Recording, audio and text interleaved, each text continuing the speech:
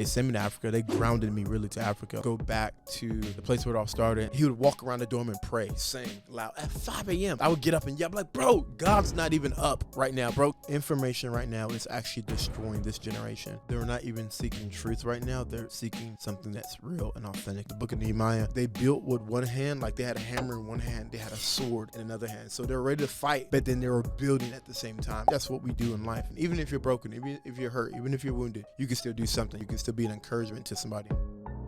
Real interviews, real guests, no actors. Real talk, get prepared for Free Factor. I'm Scott Free DeVore. This is Free Factor. I got my main man, Yes, sir. Ethnan, eafomum. Yes, sir. Yes, sir. Man, that's a unique name, right? Yeah, good job actually pronouncing that. A lot of people screw that up. We're going to start right there, man. Yes, sir. Because, like, when I first saw your name, I'm like, oh, Ethan. That's what I was thinking. Because, like, when Will introduced me to you, I'm like, oh, yeah, okay, when can we bring he kept saying Ethnan. Yeah. But I did not see the N after the T. Yeah. So what's the origin of that, your first name and your last name? My first name actually is biblical. In 1 Chronicles 4, chapter 7. It's like an obscure biblical name that, we don't read, or we read through and we forget about it. Yeah, I missed it, 100%. Yeah, for sure. I missed it for like maybe 16 years. And I remember my mom, I was like, where's my name from? And mom's like, oh, it's from the Bible. And so I looked it up, and 1 Chronicles 4, there it is, boom. Nice. I think it's like the sons of Helen were boom, boom, boom, and Ethnan is one of them. So it was either going to be that or it was going to be Benaiah. Like Benaiah, and I think one was going to be Grace. I think about Africans is their names are just different. And so, there's dudes that are like Precious and just different kind of things that, it's kind of how they are. You know what I mean? So my actual first name means a gift to the world, a gift to, society. And then my last name, eafomum, is a mixture of my mom and my dad. Okay. Fomum is like a bush, and and the two is like chief. So technically it would be like Ethnan is I'm a gift to the world, and I'm a chief of of like this like land or whatever. So yeah, for sure. Nice. Yeah. So where were you born? Cameroon, West Africa. Cameroon. Yeah. A small province called Bamenda. So tell me about that. How long were you there? Man, I was 4 or 5 years old, and then we actually moved.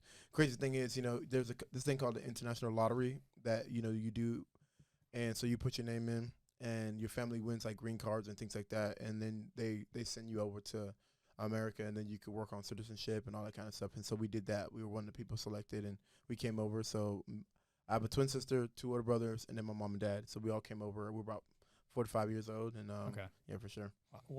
So your twin sister, are you youngest, oldest? Like where? I'm the oldest among all of them. Okay. Yeah. So that's the oldest? Yeah. I'm the youngest. Youngest, okay. So you were the last one out. Yeah, the baby, otherwise the oldest, yeah, for sure. All right. Do you have any memories of Cameroon? I went back, actually, and that would be part of my faith journey. I know you say you want to talk about that, but I went back when I was 15.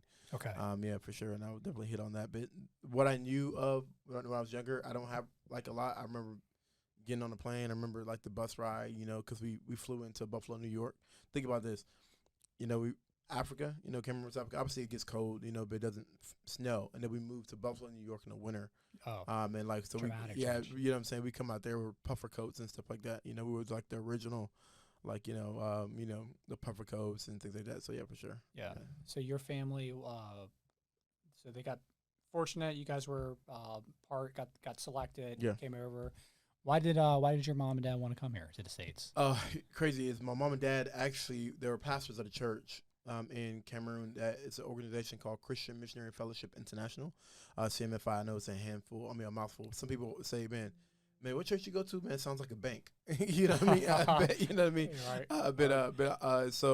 But they're part of this organization that my uncle started way back in the day. And man, they were seeing success in ministry in Africa. And so my dad had this opportunity to come to America. So as he comes to America, he said, all right, just send us out as missionaries, and we'll go. And so that's the initial, man, obviously they want a better life, but also they want to come and preach the gospel. And, they're preachers still to this day, Are they both born in Cameroon? Oh, yeah, through and through. Okay. For sure. Were there, when did Christianity get introduced to your family? Christianity got introduced to my family through my grandfather, because my grandfather was a preacher as well, but he was a Presbyterian preacher. And so obviously my mom and dad and my uncle started like a full gospel, more charismatic Pentecostal type of experience, but all our faith in the lineage came through. I think I'm the 5th generation preacher. Technically, like obviously I'm in the marketing and all these kind of things, but like my roots come from, communicating the gospel for sure. What does your mom and dad talk to say about Cameroon? Did they miss it? Like, they have great memories? Were there bad memories? I think it's a mixed bag. I think with anything, you grow up and you're used to it, but then when you leave, you miss it. And I think the atmosphere of the family, man, man, you go to Africa, it's very contagious. The joy is contagious. Life is contagious. Yeah. So much stuff is just like, it's there and it's life giving. The food you eat is rich. It's nutrients dense. And I think a lot of those things they miss the quality of life. And it's crazy you think about the quality of life in America. Obviously you can have whatever you want, do whatever you want, but you have to work probably 10 times as harder. But once you do work that, you can be a beneficiary of what you the sweat equity. But in Africa, I mean, the lowest level person, is eating decent, and it's eating good, and it's like it's food from their farm. It's like animals that aren't processed and aren't have all these preservatives. So it's just good quality food, and so that's literally the lowest common denominator of an individual. Which lowest common denominator? That may be rude. I don't know, but you know what I mean. Yeah, for sure. So you went back. You said when you were 15. Yes, sir. And what was that? Was that as a spiritual thing? Was that? Oh man, dude, I was. It got spiritual. Yeah. But yeah, I was a heathen, man. Hellion, really. Rose hell everywhere I went to. I was in a lot of conflict when I was younger. Some stuff I'm still working through to this day. Had a lot of conflict in my soul, a lot of conflict in my heart, a lot of conflict in my mind, who I was, what I was gonna do. And so because we moved into a low income, neighborhood, the hood, however you want to say it, the ghetto. It was trying, you become, what you behold, if you will. So the things that I saw people doing, I wanted to start doing. So they started hanging out with girls. I wanted to start hanging out with girls. They started doing drugs. I wanted to do drugs. They wanted to gang bang. I wanted to gang bang. And so we were experiencing this life that we just are just in the mix of it because everyone else is doing it. We don't know no better, but we just know there's a brotherhood. My dad was a full-time preacher, and he did different odd jobs to kind of supplement his income. And so he was always out of the house, gone. My mom was at that time going to nursing school, and as she was going to nursing school and she was working. And so we never really, we interacted with our parents mostly when we were just going to church. And so our life and our social life and all the stuff that we learned and we gained and knowledge that we gleaned from was from the streets, for sure. Yeah. Mm-hmm. So when you went back, were you already when did you become saved? Okay. So long story or short story?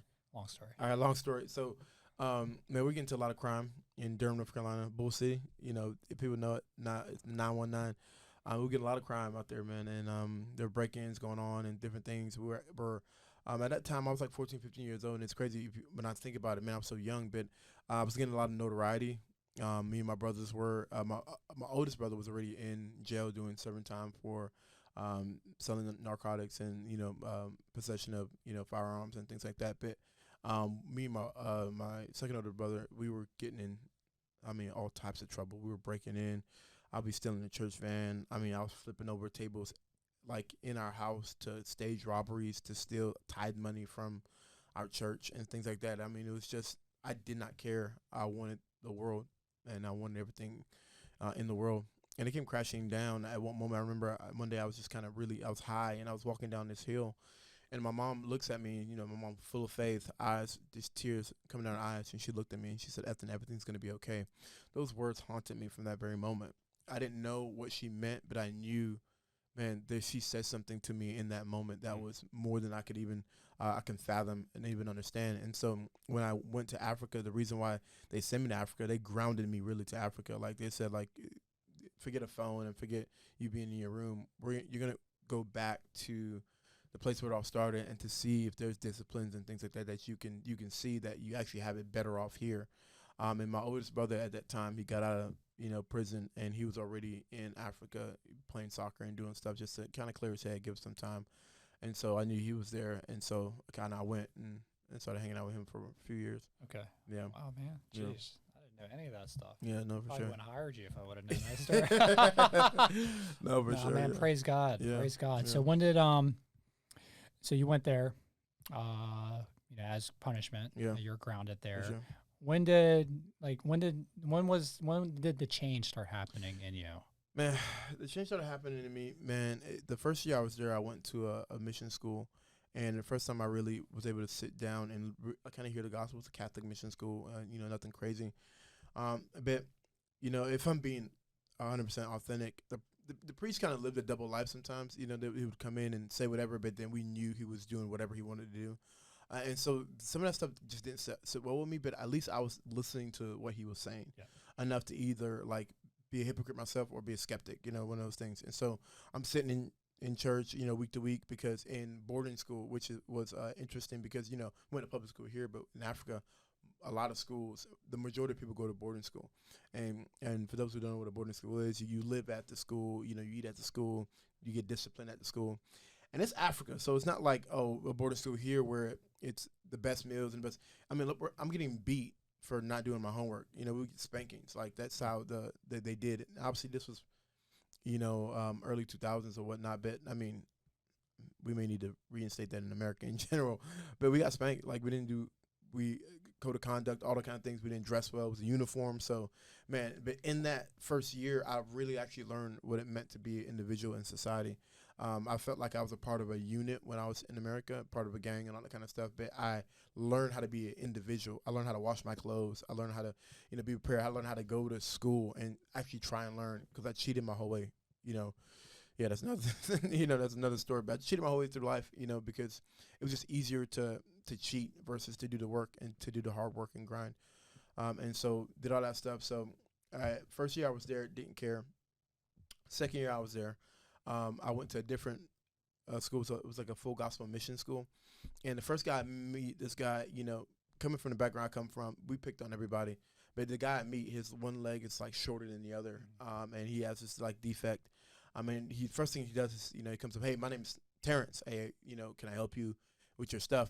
And he's like, oh, man, yeah. I was like, nah, man, you're good, man. Trying to be, trying not to crack a joke on him, but like, oh, bro, come on. Like, but he helped me. He was stronger than me. He grabbed my stuff, and we had this big chest that you go to boarding school with. He grabbed it at the chest, and he took it all the way upstairs. I was like, dang. But he became my bunkmate.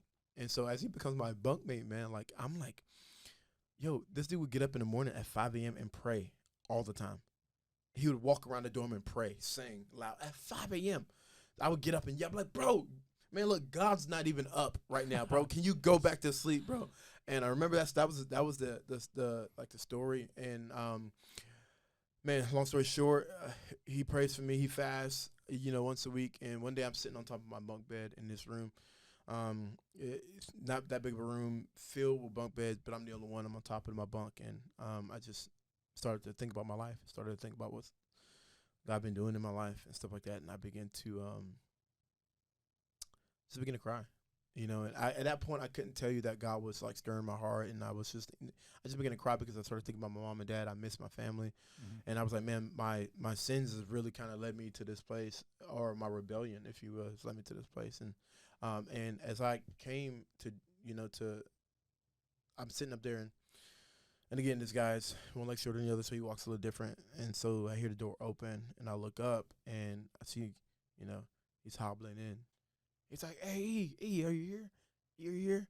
And by the time he's coming up, I'm like trying to wipe all the tears out of my eyes, and stuff like that. And I'm like, golly, man, what's going on? And he comes up, he's like, hey, what's wrong? I try to be a man, macho man, and be like, oh, it's all good, bro, it's all good. Man, 2 seconds later, man, I just start weeping. He looks at me. He's like, man, what's going on? I said, man, I just can't. I'm just convicted of sin. Feel like, man, I'm not doing right. I'm not living right. And so he says, excuse me. He says, man, man, you know what you need? I said, man, what do I need? What do I need, bro? He's like, man, you need Jesus. In that moment, I gave my life to the Lord, and He's been radically changing my life ever since. Now, it's not been easy. The road's been crazy. It's been treacherous, but that day, I professed faith in Jesus for the first time. Yeah, man, praise God. That's amazing. Yeah. It's so funny because, like, as I'm listening to the story, I didn't imagine, like, any of that stuff, like, that's your path. Yeah.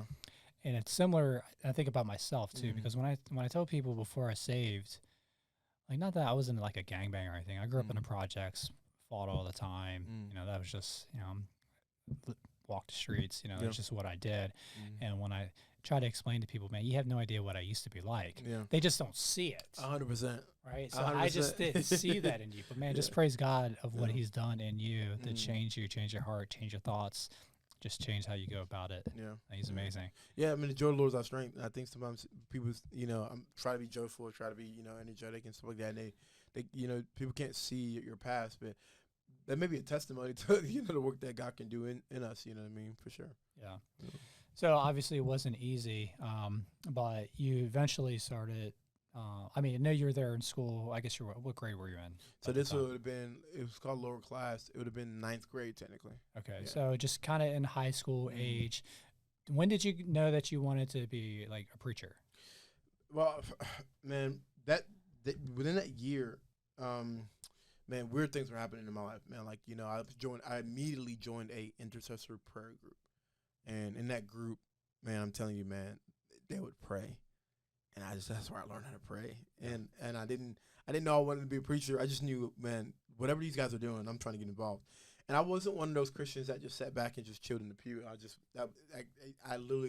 I think I even resent that still to this day. I got to do something. Even if you're broken, even if you're hurt, even if you're wounded, you can still do something. You can still bless something.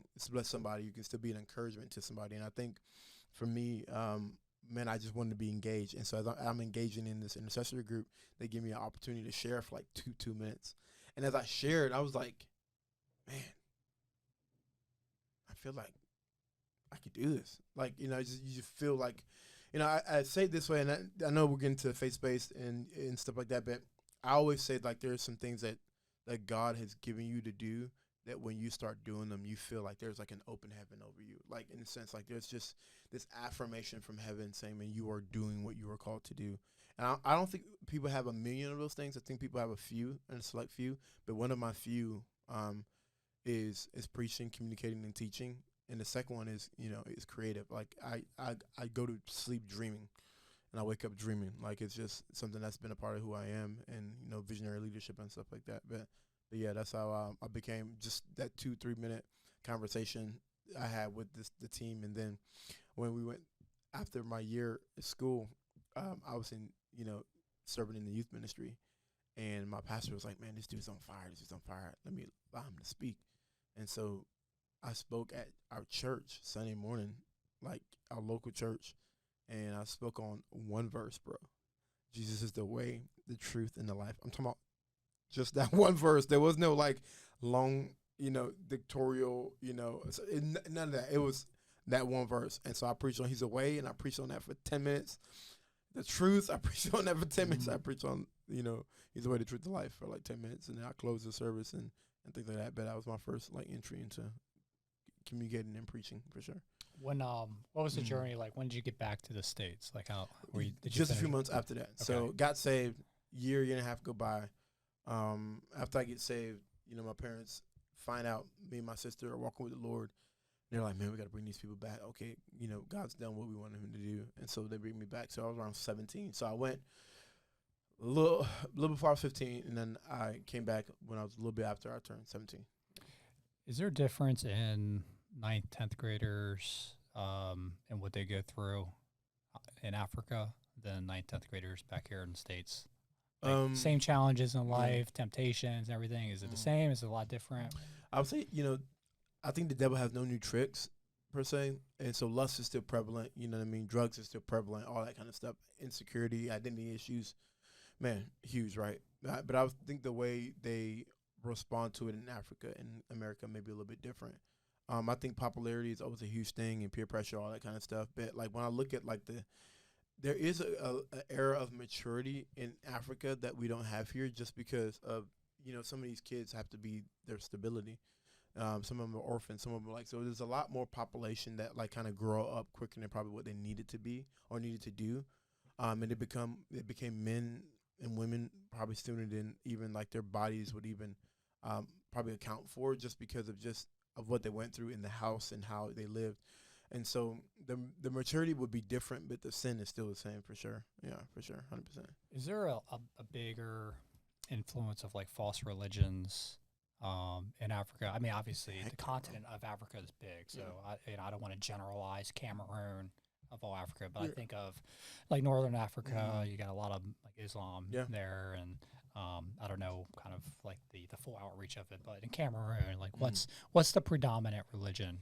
So it's interesting you say that, because in Nigeria, right, the northern Nigeria is like fully Muslim, and they're aggressive, and like the South is kind of Christian, and we kind of come on the tail end of that. So Cameroon has a lot of Christian roots and origin, but we are seeing a influx of a Muslim population that's migrating down, but I think the crazy thing about like when witchcraft is huge in Africa, and I think witchcraft is huge here, but it's done differently. It's kind of disguised a little bit differently.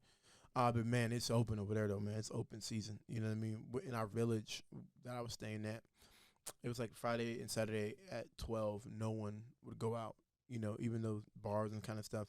And because the witches would be, I know it sounds a little like bizarre, but the witches would be on the street, and they would walk the street, and they'll be playing drums, loud drums, and, and they'll be walking down the street, and it's to incite fear, obviously to incite, dominance, but they would do that, from time to time, to let them know that, hey, look, this is still, our territory and our land. So there's a lot of warfare. It's a lot of warfare to be a Christian. Even though it's like not easier in Africa, but like 'cause you see people sacrificing, you see people really pushing in and pressing into God and stuff like that. Yeah. But it was like, man, you definitely felt the intense spiritual warfare, 100%. Yeah. 100%. I'm thinking about Haiti for some reason. Haiti, there's a lot of witchcraft in there, and that whole country is like being toppled right now 100%. from like guerrilla warfare and everything. Is it not that extreme in Cameroon, or is it kind of elements of it, like just the witchcraft type of stuff that you were just talking about? It is extreme, and everyone sees it and hears about it. But like with Haiti, it's almost as if like, not I don't want to speak this over anybody, or whatever, but almost like Haiti's like the Haitian people are kind of cursed a bit. You know what I mean? That there's no rest. There's never any rest. Every year there's a huge calamity. Obviously, they're in the middle of the ocean and things like that, so the natural occurrences will happen. But it just seems like just the people in general are under this, oppression. And in Cameroon, there are some places that are similar to that for sure, 100%.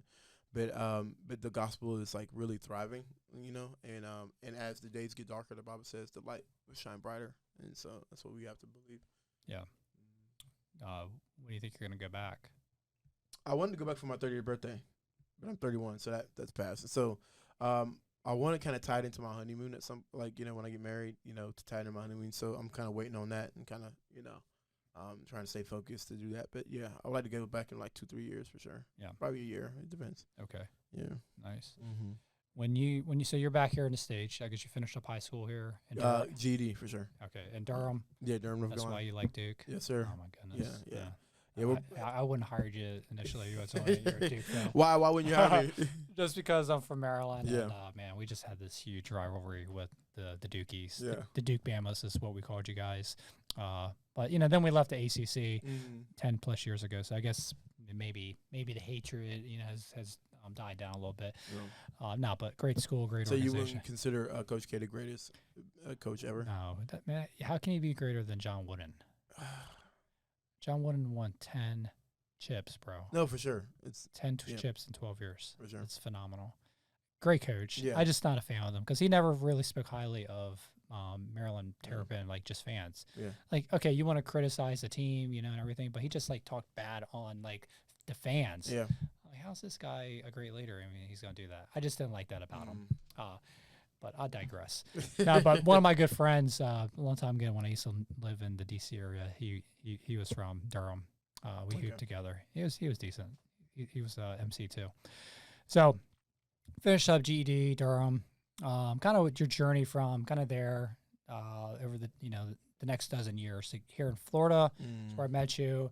I know you're heavily involved with the church, Yes, sir. youth pastor. Yes, sir. Got in marketing, but kind of what's your 12-year journey? Here the last 12 years in the States. Okay, last 12 years. Yeah, so I went to Bible college. So when I was in Bible college, it was in Pennsylvania, Grantville, Summit International School of Ministry. Went there, and then when I did an internship in Colorado Springs, Colorado, at a church, and then when I was at that church, a pastor called me and said, "Hey, would you come and serve here?" So that's what I did. I mean, when I say like served, man, I poured out my life. for 9-10 years, like poured out my life for sure.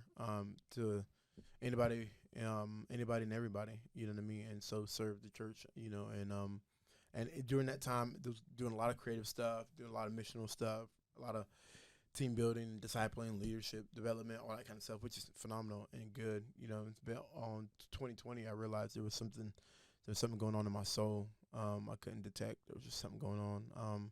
I accounted for past trauma, past abuse, past things that I was just wrestling with, and I needed some time away to see, okay, am I going to continue to do this for the next decade? And so long story short, I kind of, left and then I just moved from that piece. And so I went to North Carolina, went to Atlanta, and then went back to Colorado Springs, Colorado. Things just didn't work out. And so, when things don't work out, sometimes we can sit there and be frustrated about why it didn't work out. And I just know it just didn't work out. And so moved on from that, came back home, which I think this now is home. So Durham is like, don't get me wrong, place I was raised, but this is home. And so I came back about 1.5 years, 2 years ago, and it's just been serving God ever since, or back at the church serving God for sure. So you work, you focus on the young people, right? I love young people, yeah. I got young kids. I got 2 daughters, teenagers. One's going to return 16. She'll be getting her license here in a little bit. Drivers need to watch out. My youngest is 14. Yeah. What do you think these kids, man, like, it's so different now. Even like I'm like 14 years older than you. My kids are 25 years younger than me, whatever. I don't know the math. 20 years younger than me? I know. But I just think about, what these kids deal with today and what they have access to, exposure to, so much different than what I was exposed to as a kid. And then what I went through is different than what you went through. Yeah. What's the biggest challenges you think right now for these kids? Well, we're in the information age, and I actually think information is the biggest challenge for this generation, because with information, what they do is they take information and then they believe it to be what they want it to be. And with information, it's hard because we give people, phones, and we say, hey, here's this phone, right? And just make sure to call mom and dad and this, that, which is cool. But within that phone, you're giving them access to the world. Yeah. When you were growing up, obviously cell phones weren't probably the big popping thing. They were probably in the works somehow, some way. Yeah, 90s. Yeah, So I got my first cell phone in 98. I was like one of the first people wow. who had a cell phone. Wow. This is when you had to buy minutes. Yeah, for sure. Yeah. And that's how I started too, track phone or whatever, you buy minutes for the phone. But the thing is, with these devices, it causes mass confusion because just the amount of information kids are consuming. We would like to say they're all consuming good information, but they're not. They're actually consuming information that is presented to them by culture to tell them, and it's pushing a narrative. Right. And I won't say, what's behind the narrative and who's behind the narrative. That can be for a different podcast, because that could be a fun topic. But there is a narrative being pushed, and believe your own truth. Man, you are what you feel. You kidding me? Like, that's what we're giving kids. Whatever you feel you are. Come on, let's think about these things. You know what I mean? And so, I think information right now is actually destroying this generation, and not only information, but it's the lack of interpretation. You know what I mean? And so, with information, you have to interpret it right for it to really serve you in the best way it can. But because there's no one interpreting it for students or for kids, they interpret it of themselves. And so when they see something that they don't identify with, or they see something that's maybe an issue or a struggle, or they see something that they like, they don't process that information through interpretation of any good lens.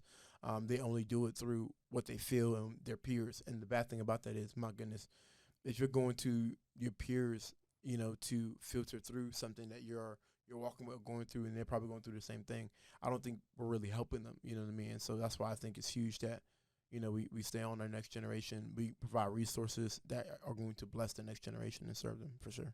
Yeah. The thoughts come into my brain like a remnant. And I know that there's definitely, you hear about these movements with these younger people, which is phenomenal. The truth is the truth, right? And so when you think about, someone made a statement, and I may not get it right, where you don't have to try to make Christianity seem more than what it is. Yeah. Because the truth as it stands by itself is beautiful. And people just want the truth nowadays. Do you see in the, the 10, 15 years that you've been, working with younger people, is there like a more of a draw to the truth now, or you think it's like watered down, like what, or like being saturated? Like, how do you feel like the younger kids are seeking truth right now? And it's, first of all, great question, phenomenal question.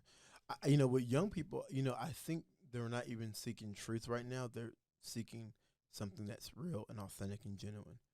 But here's the thing: like a feeling, like yes and no. They're but in them seeking authenticity and people being genuine and being real, they're finding the truth, because the truth is that. Because if you look beyond your feelings lie to you all the time. Your emotions lie to you all the time. Yeah. And so they're figuring out that, man, I'm lying to myself. And I don't care what people say. I don't care what the news say, and there's a spike in all this. There's actually a spike in the truth, because the truth is what's authentic, and the truth is what we find, even though it confronts us and confronts the things that we don't want to hear. It confronts confronts who we are. But I think they're finding the truth, because at the base level of authenticity is truth. And sometimes you got to find out the truth of who you are, knowing that, man, like, I'm a sinner, knowing that I'm broken, knowing that I need healing and deliverance, knowing that I need God. I think it's based off those authentic principles that we actually find Jesus, which is the way, the truth, and life, for sure. And so I think there's a big seeking out for truth, but it may look different, because it's like them looking at themselves saying, man, I want to be my authentic self. But the thing is, it can't be a feeling. It has to be based off of what we know. What's your favorite Bible book? Many, but Nehemiah is one that just always grips me. Why is that? Because Nehemiah was not only a visionary, he was a builder. And man, there's something about that, man. Like, when he's rebuilding the wall, and obviously I know you know it, but like, for our audience sake, Nehemiah is a cupbearer at the time, and he's serving, the king, and he gets this letter. He's like, hey man, like, somebody's broken down, your city's walls, and he gets this praise. He starts weeping and fasting. Like, he almost gets this missional, like, understanding, like, I have to go. I don't know if, you've ever been there. I know we talk about that all the time, and you've been an entrepreneur, like, you breaking free from corporate life. And I feel like that's kind of like that experience, if you will, like, you just know, I cannot do this anymore. You know what I mean? Like, yeah. And so that's Nehemiah, and so he starts to rebuild these broken walls. But what he does is, in the process of him starting to rebuild, he starts getting all these accusations. Everyone starts trying to come at him, and they're accusations that are filled with water. Like, you are this, you are that, you are that.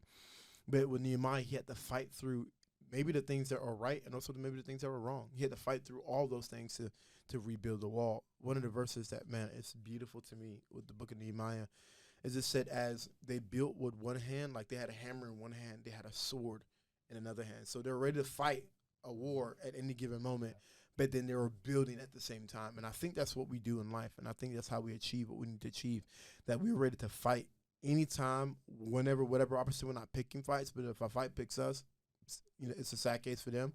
But we're building as well, and we're building something to protect what, ultimately what we feel like God is doing in our lives. If it's your job, if it's your business, if it's your personal life, if it's your kids, your family, whatever it is, like, we're to build to protect that. But we also protect by building, and also we protect by fighting. You know what I'm saying? So it's like, it's almost like offense. Like, you know what I mean? It's pretty cool. Like, if you think about that, if you have a basketball team, I know you love sports, or a football team, and I feel like, when you're building a defense, which is but you're actively doing that.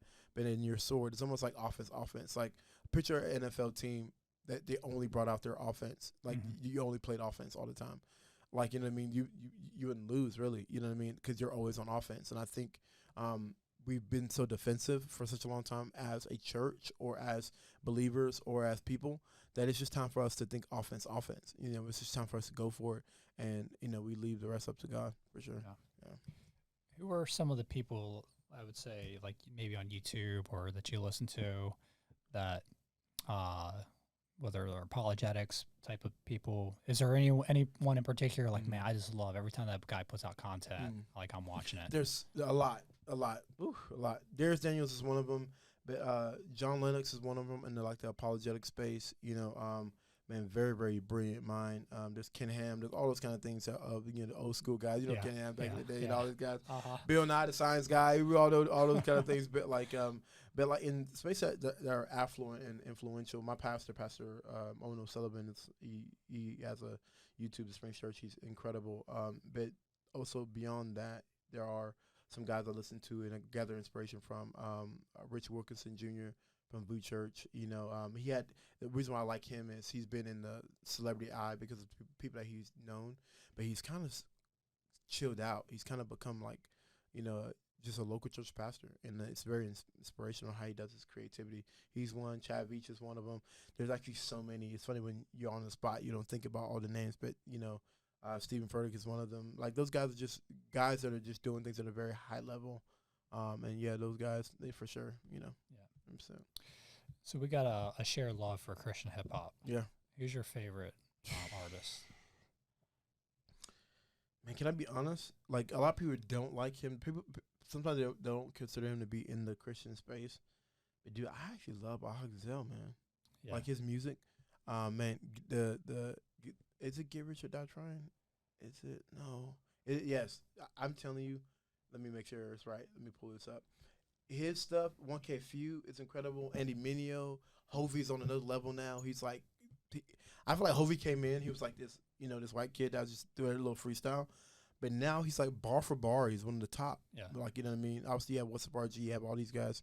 Man, Caleb, I'll shout out to Caleb, Gordon. He's phenomenal. But, man, this song, I think it's the top 5. I think it's a top 5 Christian song of all time, and it's "Get Rich or Die Talking" by Gazelle. Yeah, I play that song, bro.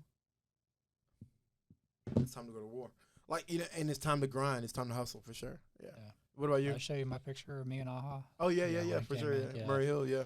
Yeah, my favorite man, I would still say is Mineo, but he. Do you like Mineo because he reminds you of Kanye a bit? Like he's just interesting, kind of. He's low key. I just like, I don't know if he reminds me of Kanye. Okay. I say Kanye's one. Like when I do like my top 5, if I actually like blend Christian hip hop and then just all hip hop, I actually do Kanye 1 and then Andy Mineo 2. Wow. Okay. Just because I believe in, I believe Andy is like a real deal, like secular or Christian. But because he really hasn't made a lot of new music recently, and like these younger guys keep pushing out. Like I love What Up RG. We had him at our Set Free show we did earlier this year. Yeah, I love Hovey too. I love 1K. I love KB. It's hard for me to say if Mineo is my favorite out of those people I just named between KB and What Up RG and Hovey, like who's like right behind. But I just love where the talent level is in Christian hip hop. Yeah, for sure. I mean, it's just phenomenal. Yeah. Like I think they can go toe to toe with anybody. No, 100%. Yeah. And like 10 years ago, that was in the story. Everyone says it. Like KB or 1K is like it's harder to sound nice in Christian hip hop because you can't use profanity words that you can 100%. Just fill in 100%. To make a bar sound good. Yeah. And that's truth right there. Yeah, I just love where Christian hip hop is going. Like I personally am trying to get more involved into it. I came in like as an outsider and just was kind of like led to, more from 2 sides. One just being an entrepreneur seeing an opportunity, and then second, I feel like God put it on me. Like, well, I got the means and the resources. I'm getting to know people. Let's just start doing our own Christian hip hop events. And I just been meeting more and more people in the community locally here in Jacksonville, and starting to meet some other people who are like kind of the bigger names in the genre. I know we every time I get tickets to a show, I tell you like, we're gonna go. I mentioned the Smoke Fest, the big festival that Indie Tribe does. I think they just said Andy Mineo and KB are going to be the headliners on it. What? Yeah. It's going to be nice. Yeah, it's going to be actually killer. Yeah, so Aha is going to be there too. I mean, it's going to be a phenomenal show. I'm looking forward to it. So with all this stuff that's happening in the world, man, I love our shared interest in Christian hip hop, but like where do you see Christianity right now and just with like you said, you mentioned like the younger kids, the access to the information. Yeah. We live in these crazy times. I believe we're in the end times. We won't go into that whole conversation because it can get pretty deep. It's coming, yeah, for sure. Yeah, but kind of as we wrap up, like, what's your thoughts on just kind of where we are right now and the time we're in? Honestly, I think we're in a crucible. We're in a space where we have to become more serious about our faith, and we actually have to become more serious about sin. I think if there's one thing that destroyed the communion between God and man, it was sin, right? 100%. Like it was sin, and so one thing is, like, I feel like as the days get darker, sin is just very soft. Like, when no one's really talking about sin, like, you know what I mean? And desensitized. Yeah, and that's the one thing that separated us from the Lord. And so, like, you know, just in this moment, I know we may be taking it off, but right now, maybe you're here, you're watching this podcast, you're like, man, what are these guys talking about faith? We want to let you know that, man, there's a Savior who loves you, and who died on the cross for you.